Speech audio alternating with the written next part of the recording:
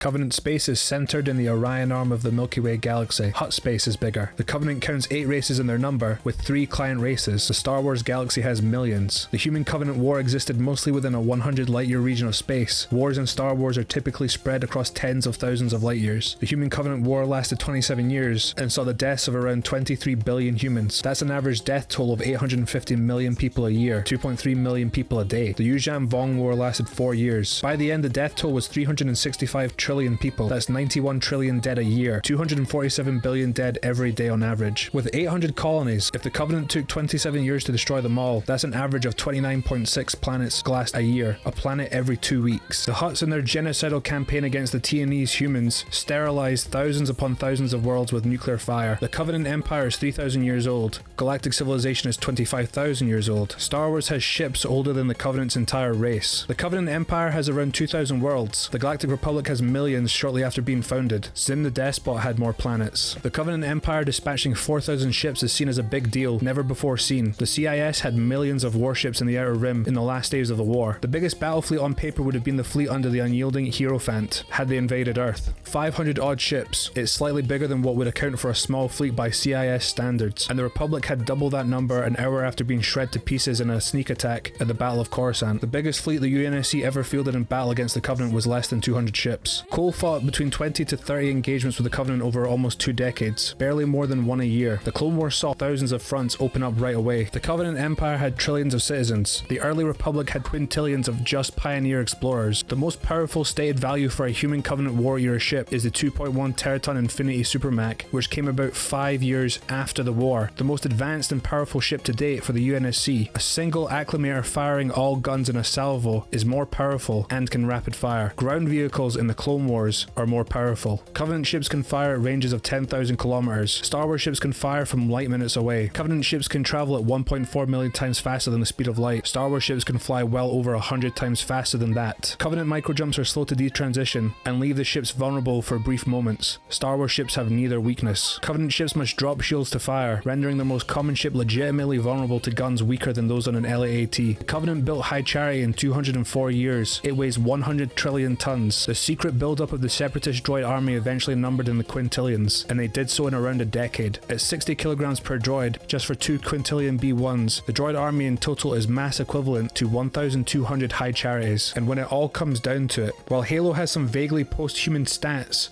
they don't even come close to what the many forgettable names of Star Wars have in store.